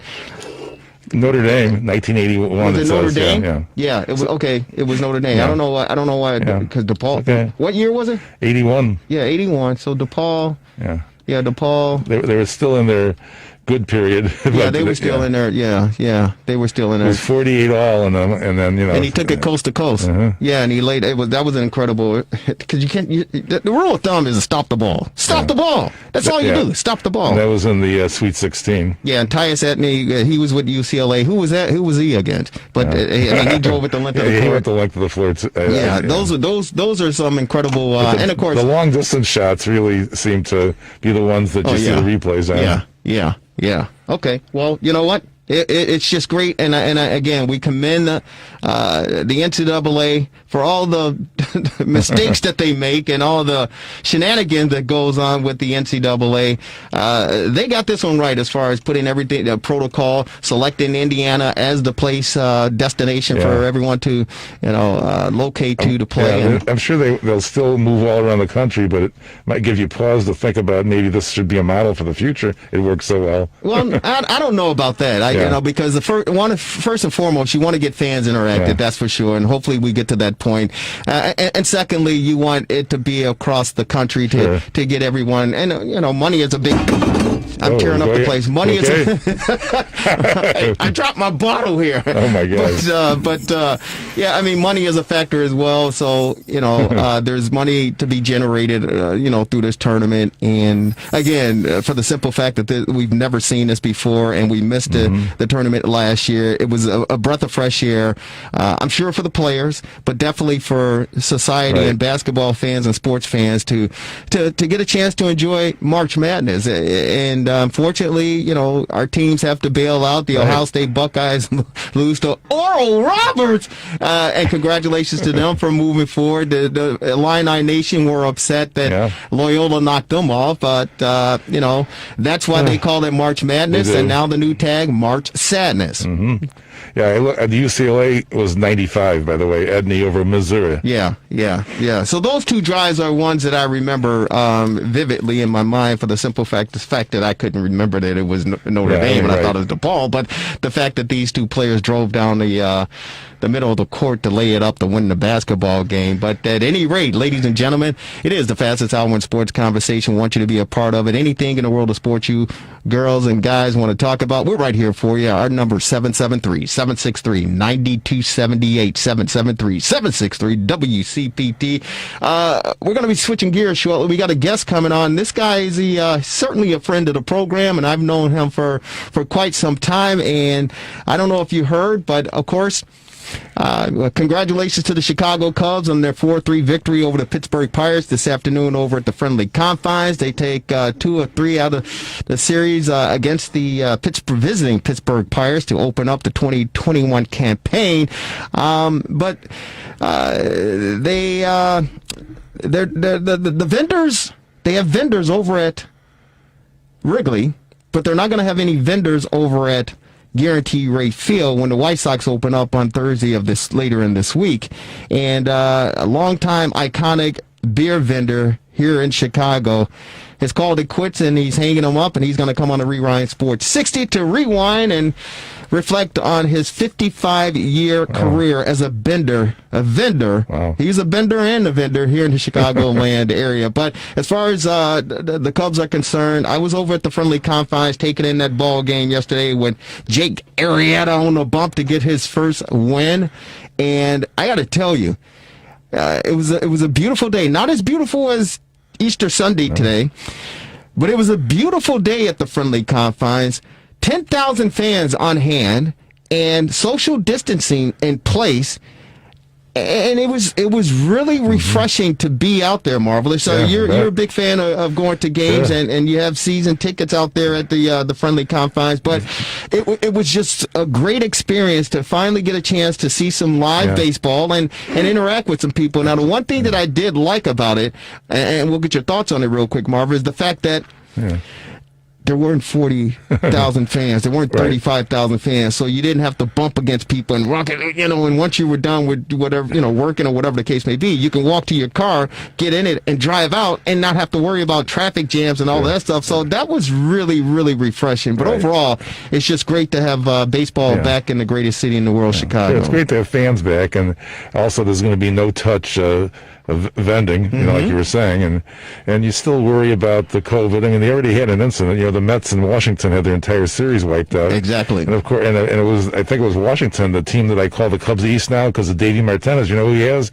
He has John Lester, he has Schwarber, and he has Starlin Castro on that team. So I call them the Cubs East. But there was an incident where they had to cancel the whole series already in the first weekend of the season, which was scary with the Nationals and the Mets. But in terms of Wrigley Field, I went for a number of years. it was a partial weekend package, and my cohort is now moved out of town, so we're not involved this year. But I'll get out there for sure. Oh yeah, we'll certainly get you out there, no question about it. But yeah, there's no touch. I talked to a good friend. He's a beer vendor out there, Tony Donato, and I had a chance to talk with him real quick. And they have these little computers, these little devices, and they scan, I guess, the beer like iPads, yeah. Yeah, and they I guess they scan the credit card, and that's how their transactions take place. And if fans want to give them a tip, I guess there's they can way to do it. Yeah, they just on the computer there, they just type in the tip, however much tip they want. But he also said that they can, if the fans want to just throw them a buck or two in their beer basket, they can do that as well. But they said on opening day at Wrigley Field, as far as the vendors were concerned, there were about 30-35 vendors. But yesterday's game, Saturday's game, they had somewhere, from what I understand, 60 vendors. So they upped it. But again, 10,000 fans on hand to take in the ball game. And honestly, for me, just looking with the naked eye that I have, and I'm not that good at judgment as far as crowds are concerned, but to me, marvelous. Honestly, it looked like it was more than 10,000 fans. I was watching on television, and there was good spacing. I saw in the bleachers, the grandstand. It looked like they were spread out pretty well. They said when they said 20%, I thought that would be more like 8,000 when you do the math out of 40. But well, no, they raised it to 25%. So there's the 10. Okay, yeah, they raised it up to 25%. But I was like, they're and Jake Arrieta, after his victory last night or yesterday against the Pirates, he in his post game comments he said, "Hey, he goes, it seemed like it was more people than that." Well, compared to last year, you really can feel that way. With Arrieta and Davies today, they stepped right in to replace Lester and Darvish, so that was a good sign too. Yeah. Yeah, it was it was good. Congratulations to the Cubs, and real quick, your thoughts on the White Sox and what they're doing out there in Anaheim. Yeah, they got to have a little bit more offense. Their pitching was okay, and they're going to have the primetime ESPN game tonight. So I hope that they can get a little bit stronger offensive performance. And I think I don't think they're going to have to worry about their pitching because the rotation is so solid. Right. Giolito and Lynn and all. So I'm hoping that they'll be able to win tonight because. I want them to get off to a good start. Well, I think Sox fans want them to get off to a good start as well. And when they lost the opener, I think a lot of Sox fans were kind of beside themselves and like, oh my God, how did we lose a game? This is, the Bronx Bombers, so to speak, right? The 27 Yankees. How could they lose? And in the post game, Chuck Garfien and Ozzie Guillen on NBC Sports Chicago, they say, Hey, take it easy. Slow down. It's only one game. It's over. Don't worry about it. We got a lot of baseball to go. And then they came back into game 2, and they just opened up a can of... Yeah, they won. They got 12 runs at a 12-8 game on Friday, and then they lost those close games 4-3 on Thursday and 5-3 yesterday. Yeah, yesterday was a disappointing, and the bad thing about it is the fact that it's on the West Coast, so it's a late game, and you're staying up till midnight to watch all this stuff unfold, and then to see them, make bonehead mistakes out in the field. And I can say no pun intended, but pun intended with Luis Robert. How did he miss a fly ball to let him hit him in the head? And I asked the question. The lights, I don't know. Well, it's dark. It's dark. It's dark up there. The sun went down. In the lights that are illuminating the field. But I did that once. I was playing softball over in Evanston at Robert Crown with my good friend Mark Carmen years ago, and this is when the old body was starting to break down, Marvelous, and I was playing 12-inch softball with the mitt and everything. The ball was hit. I was in right field. The ball was hit. Fly ball. I'm chasing underneath it. I pull the hamstring while I'm running after it.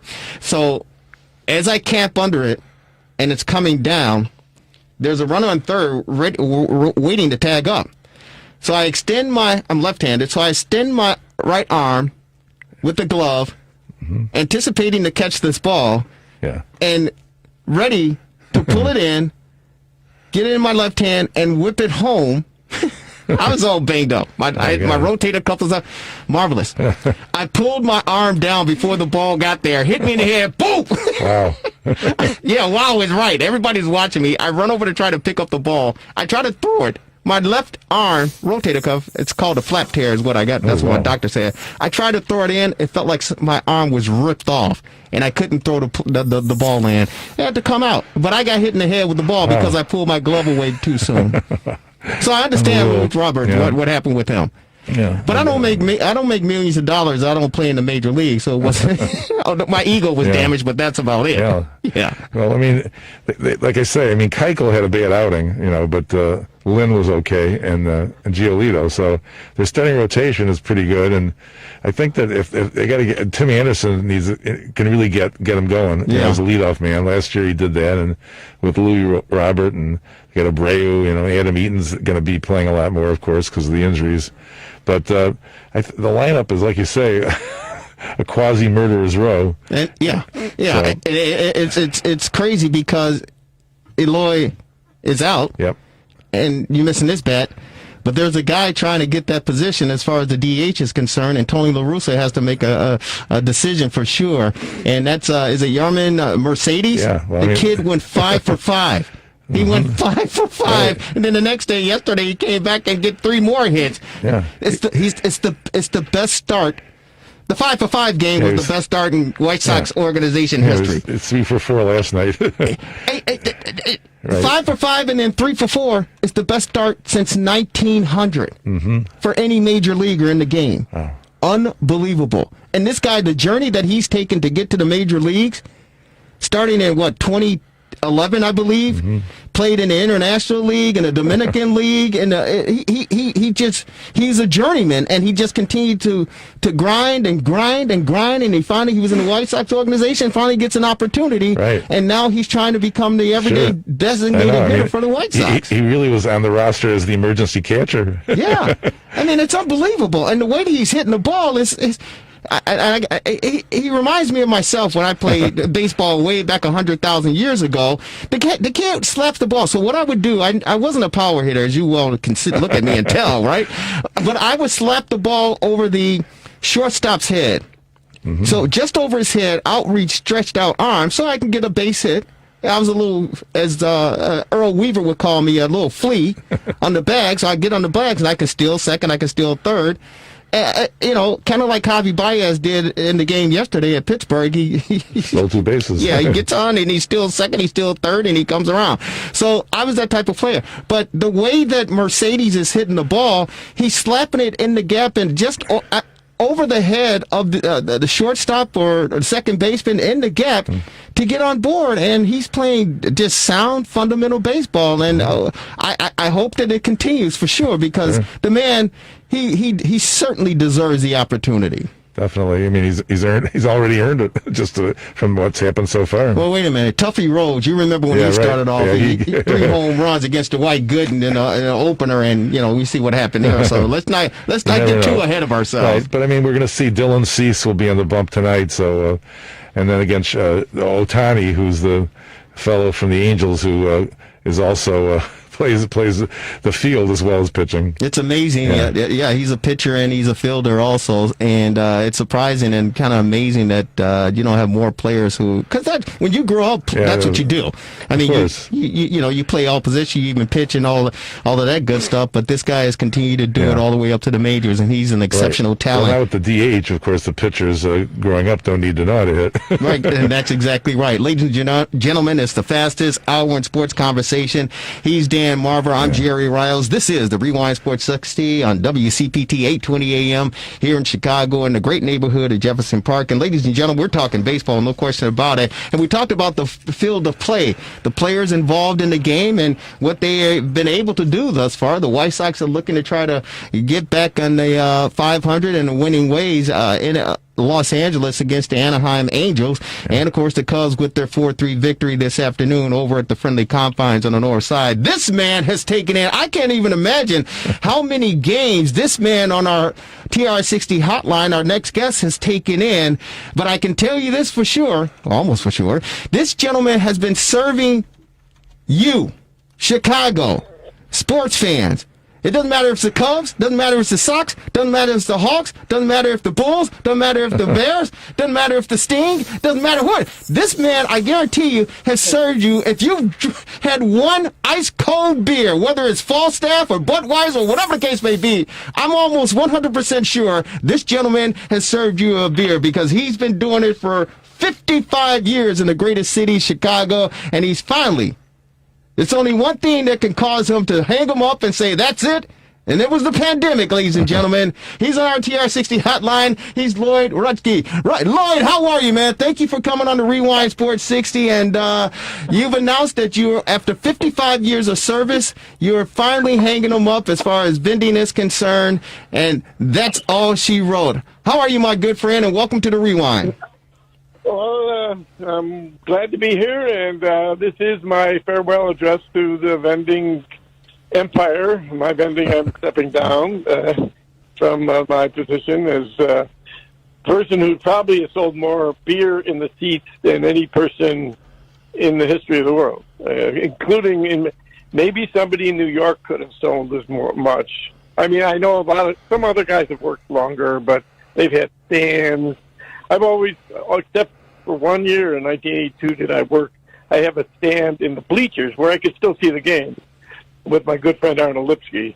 And other than that, my entire career has been working the seats where I could see the game, and I did watch the game because that's why I did it for 55 years. Yeah. And it would have been a 56 that I could have tied DiMaggio last year. But nobody came to the games. Something happened, so they didn't need me. And they played a few games. But anyway, that was all she wrote. I started when I was 17, and so it was time to, I just turned 73 a few weeks ago, and this was about it. This year didn't look too good either. I mean, from what was going on last year around March, April, May. I mean, because when the season, when the season was supposed to have started, they thought, well, maybe May 1st we'll get going. And then that got worse. And then there's maybe June, and then it looked like they probably wouldn't even play. And I kind of think maybe they shouldn't have, because I didn't like a season with all these silly rules of 7-inning doubleheaders and man on second leading off a inning. And the worst thing was all these that they increased the playoff roster from, what was it, 7 teams could make the playoffs to 14 teams in each league. Right. So that was what really turned me off. But they played, and I really didn't watch much during the whole season, and then I kind of vowed never to. But when the playoffs came on, I watched almost everything. But it's still, anyway, it was, by May, I decided, we looked like this is time to get out. And we, my wife, Felita, and I, we decided to move to Bloomington, Illinois, where my oldest daughter, Katie, lives with my grandchildren and her husband. And because so now we're only 8 minutes away from them as opposed to 2 hours and a half away from them. And, that's, it was time to go away. And as I said, last year might have been my last year anyway. And this year could have gone on this year, but who knows? And so this is fans. I consider myself the luckiest man on the face of the earth. Well, I got to tell you, you are certainly one of the luckiest men on the face of the planet. That's no question about it. And you are definitely an iconic figure here in Chicago in the sports world because of your, again, and it is 55 years that you vended here in the Chicagoland area, correct? That's correct. Yeah. I worked approximately 8,000 baseball games between the White Sox and Wrigley, and I worked a little bit at the old Soldier Field. I never ever went to the spaceship, the one, but and I didn't work that much at Soldier Field until I started my career pretty much. That was everybody had to work there a little bit. It's like the college all-star game. Yes, and but there was no beer selling. Beer was not allowed in Soldier Field until the early 90s. Right. So and then they only allowed they still didn't allow beer vendors in the seats, but they did give like the top 25 guys with seniority a chance at like these beer carts in the below, on the concourse level, right. where so for 50 years, 60,000 of desperate beer drinkers, mostly men, and it was a fantastic gig.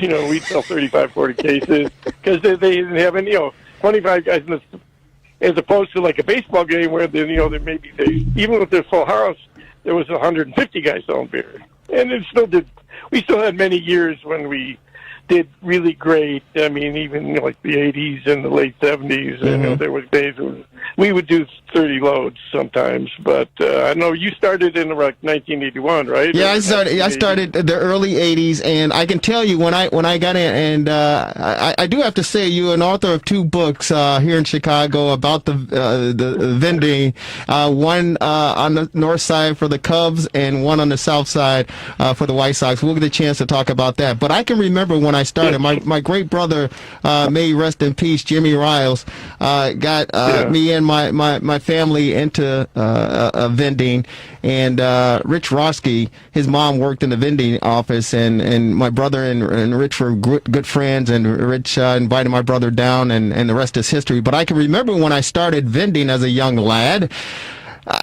Lloyd, you that's the first name that I heard, and it was.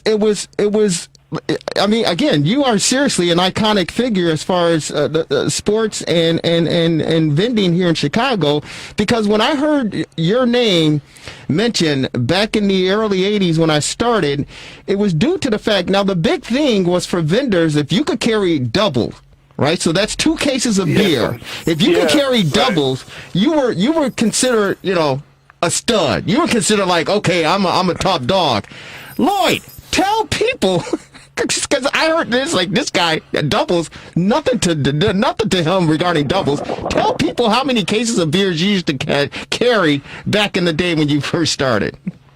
Well, if it was going really good, I would take triple loads. Triple? Of course, the beer, triple loads, it was just 12, they were 12-ounce cans, but we had to take the cups, and I had to pour them, and it was pretty bulky, and I'm not that big a guy, but only like 5'6", 5'7", and 170 pounds, and whatever. But it was, if you were in shape, and I happily, luckily, I was in very good shape, and my body never had the usual back aches and leg pulls and knee injuries that pretty much 75% of everybody else who worked maybe anywhere close to that I did has had that. And so although I had daily aches and pains, but it never got me out of the lineup. I was there one time 8 years straight at Sox. I didn't miss a game at the White Sox Park Comiskey Park for 8 straight years. And I pretty much worked like 155 games a year, at least, almost every year. And some of the times I would have worked more, but it used to be, it was if teams they both were at home, you couldn't work both games. Even though the Cubs didn't have lights until 1988, there was almost there was day games when both teams were home, but then after that. Since then, there were night games when they were both home. So, but I hardly ever missed. So that was for sure. I even like my sister's wedding. I mean, it was a doubleheader at Wrigley, and her wedding was like at 7:00, and I worked till like 5:30. So I still got there. But that was it. I was there every day. But me taking triples, what a lot of guys did. I mean, there's a few guys who were better than me, like Art Newman and Eli Lawrence, and who were better. I was never the best. I was always maybe top 5 However, I outlasted everybody. Yeah, Eli was very good too. I remember Eli. He was very good. There was a lot, but I can certainly remember definitively that Lloyd. They said that's the guy right there, and I would observe you and watch you. And my brother respected you to the utmost, and I said, okay, that's my goal. Because I mean, when I started out, I was selling popcorn at Old Comiskey, and I was selling the we did the soda. I did the soda. It was terrible, but you had to do it, and we did it for maybe I did it for maybe like a week or two, and then Johnny Stanenka he put me on the ice cream, the Frosty malts, and then Leah Musho, I love her to death. I love her to death. Yeah. But Leah Musho, he called us in and say, hey, I want you to sell this Fresh and Frosty stuff, and she and I looked at each other, and we're like, and it was like $75 a load. You got like 70, I think it was $75. It was a lot of money back then. And he said, hey, I want you guys to sell it. You didn't make $75 a load.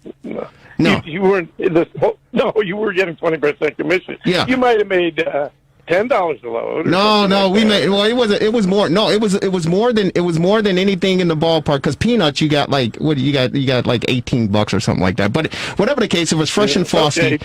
It was Fresh and Frosty, and he said Leah Musho and Jerry Riles want you to sell. And Leah was kind of skeptical. She's like, wait a minute, what the hell are we selling this stuff for?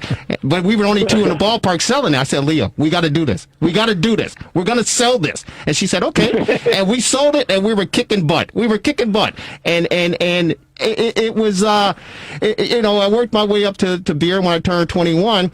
And 1983, 1984, probably for me, personally, those were probably the two best years of my life working in Chicago as a vendor. It was unbelievable because here's the beauty. And you know this, Lloyd. We could sell after the games. It was unbelievable. Absolutely. Yeah, right. You would... some of the good part of that was that a lot of guys, had other jobs, so they didn't want to work as late. They would start to check out so late. You could still, seventh, eighth inning, maybe some sales weren't as good, but there was less vendors because guys were checking out. They wanted to go home, and we could, I'd take double loads out after the game because a lot of on big days when there was huge crowd, it's not easy to get out of the park, and a lot of fans but like half the fans think, I'm going to get out, and then, so immediately as soon as they're last out, they're jamming the aisles. But the other people they've been there for a good time. They're sitting there. They're not going to get up and wait, struggle to get out in 10 minutes. They'll wait 10 minutes or 15 minutes when the aisles are clear, and they would go out. So there would be still quite a lot of people in the seats. And then we'd go up in I'd wait till I could get out there and with my loads and sell some more. And then when enough people had left the seats, we'd go by the washrooms.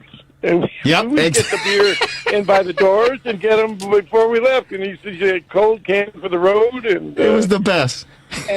And we couldn't sell on the street. That was against the liquor licenses, but right. It was not responsible. No, I would have to say. But things changed. And by mid '80s, after '83, the Sox won the division. In '84, the Cubs were in the playoffs too, and things were attendance was really really good for quite a while, and so then it was just. And then they started to restrict how late we could sell. Yeah. You could still sell to the end of the game, but you couldn't get any more. Right. After the seventh inning or eighth inning, so you had to load up in the eighth inning to make sure you could last that long if you wanted to. Yeah. And then after that, you had to stop at the end of the eighth inning so things like that. But other than that, and of course, as years went by, the sales have, kind of trimmed down. I mean, when I used to, in 1981, I averaged 27 cases. Oh my God!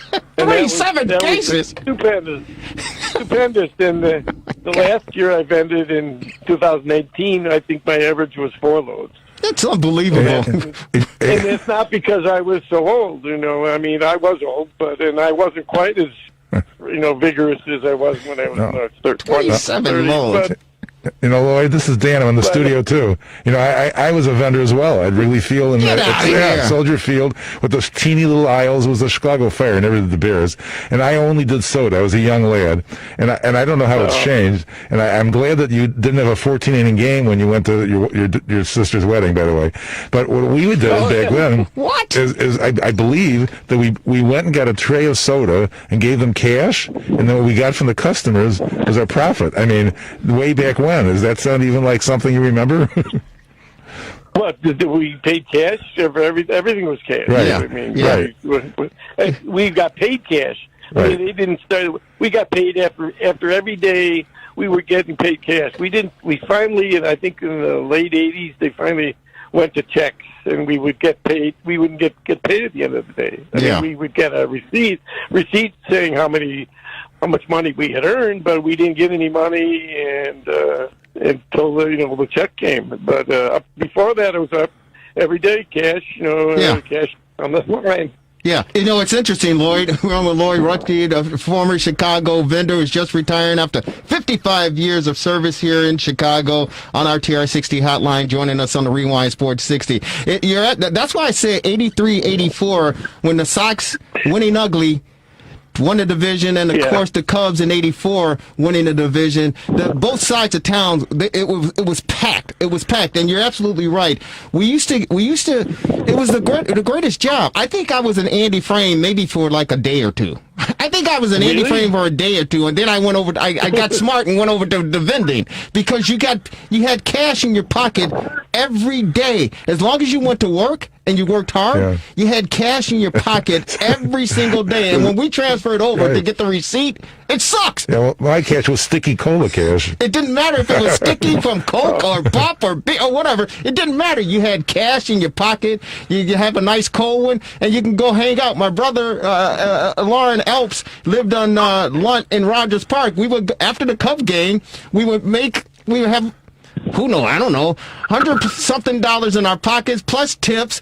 Then we'd get a couple 6-packs or 24 cans. And we'd go over to the lakefront and we'd just enjoy ourselves and then get some sleep, get something to eat, get some sleep, and then get up and go do it all over again. It was a fantastic time of the year, my good friend. And I got to say, my good friend Greg Daniels, I love the guy. Yeah. He's the Greg Daniels. So you are one of the luckiest people on the face of the planet. Greg is another lucky person on the face of the planet. This guy taught kindergarten in Evanston for 27 years. He taught kindergarten 27 years. He's single. He's got a condo. His summer job was a vendor at the ballparks in Chicago. I go, man, you got the greatest job in the world. What is wrong with you, you knucklehead? He corrected me and said the Fresh and Frosty, it was $1.25 that Leah and I were selling back in 84. Whatever the case may be, we were the only two selling that product, and we made a hell of a lot of money during that time. Yeah. Well, you know what? I don't know how your back held up for all those years. I was only doing it a little while, and I've already had back surgery. Yeah, tell us real quick before we let you go, Lloyd, because we're short on time. Tell us how you were able to manage your health and physically getting through it, and close us out with the 2 books that you've put together. Yeah. Okay, well, I just basically, I got in shape. I started when I was 17. It was very strenuous at first. After the first day, the first few days, I had to sit down like after every load because it was, the normal person's not used to selling, walking up and down stairs for a couple, 3 hours. And besides, when I started vending, I was only, as I said, 17. I was only like 5'2". 5'4" or something, and maybe at the most, 5'2". I kept going until I was 21. So as I grew older, my body grew into it, and I started, working. I could, walk 3 or 4 hours, 5 hours, 6 hours, never stop. Although when you're vending, you stop for a sale, so it's not like continuously running, 100-yard dash, like that. But still, puffing and puffing, and never not got hungry, and you trained yourself never to have to even go to the bathroom. So, because time was money. Right. But then when I started, I was in college. I started taking pictures because I thought I was only going to work 5 years, maybe 10 years, and I want to take pictures to have memories of everybody that worked there, and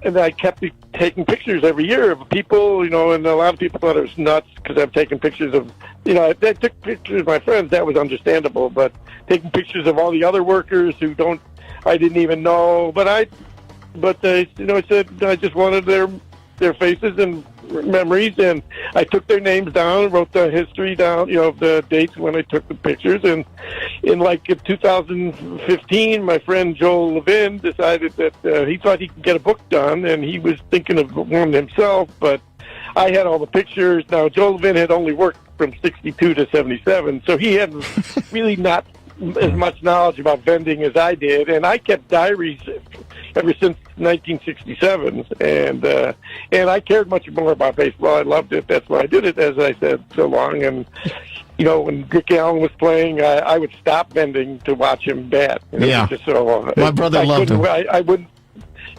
So real quick, Lloyd, I had to cut you short. If people can find these books, where can they find it to get a copy of it? Yeah, well, White Sox Park's Amazing Vendors and Wrigley Field's Amazing Vendors. I think Barnes & Noble's was selling them a lot of places, but it's on Amazon. In Evanston, yeah. Yes. And the names of the books? White Sox Park's Amazing Vendors and Wrigley Field's Amazing Vendors. And you're an amazing vendor, my good friend. It's short on time. It's the fastest hour in sports in Chicago. Lloyd, thank you so very much for taking time out on this Easter Sunday to share some memories with us. God bless you. Enjoy your retirement, my good friend. And we certainly, hopefully, get an opportunity to talk with you down the road again. Okay? Okay, Jerry, I'm here. I'm retired, and I'm just watching baseball. Thank you, sir. We'll talk to you. Lloyd Rutsky on our TRS60 hotline. Real quick, Marvelous, before we go, 5 seconds. 5 seconds. I mean, it looks like an interesting book. I may get it myself. I think you can get it through Amazon, so I'm going to do it. Thanks to the Marvelous One. Thanks to our producer, Devin Tingle. It's been another edition of the Rewind Sports 60. Happy Easter, all of you guys. Take care. We'll talk to you next week.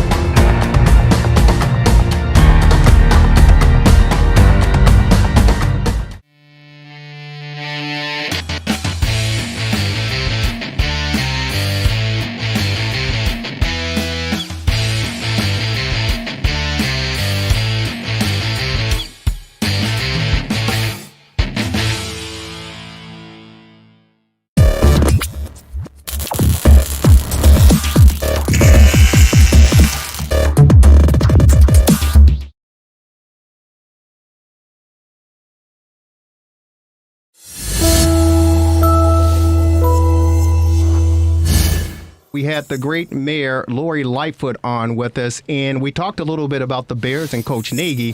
And if you will, take a listen to what the mayor said about Matt Nagy as play calling and Mitchell Trubisky. Give me a second here. Is Nick Foles the answer? We're going to see once they get out on the field and start putting it together on the offense. But the inconsistency of Trubisky over these last few years, it's just, even in the year that we had a great run, what you saw, I think, last year was the inconsistent offense wasn't producing. I thought the play calling was very pedestrian. So Mayor Lightfoot joined us earlier this year, and those were her thoughts regarding the Bears brass as far as the coaching was concerned, as far as the play calling was concerned, and her views and thoughts on Mitchell Trubisky. How do you respond to that?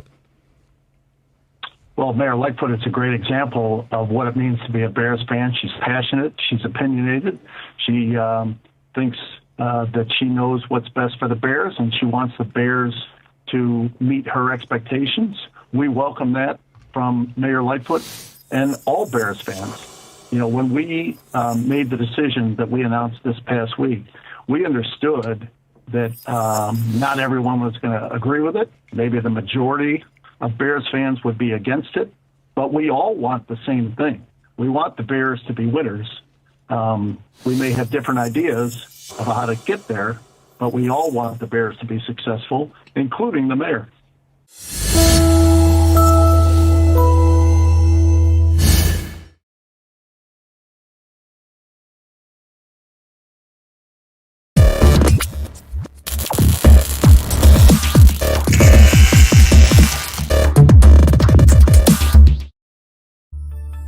Relax.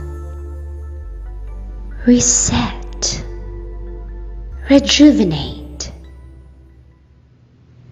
Go to our link right now to restart your life. TheRewindSports60.com. What are you waiting for? Hope to see you soon. The Rewind Sports 60.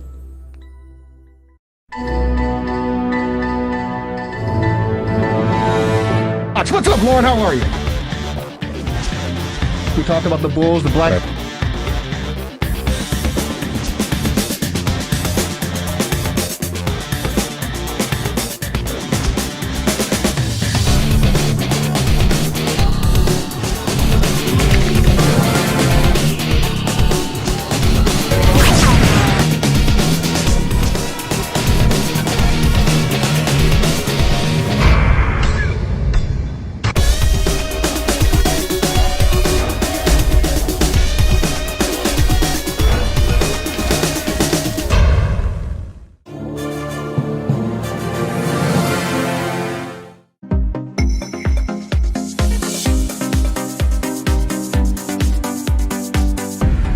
TheRewindSports60.com.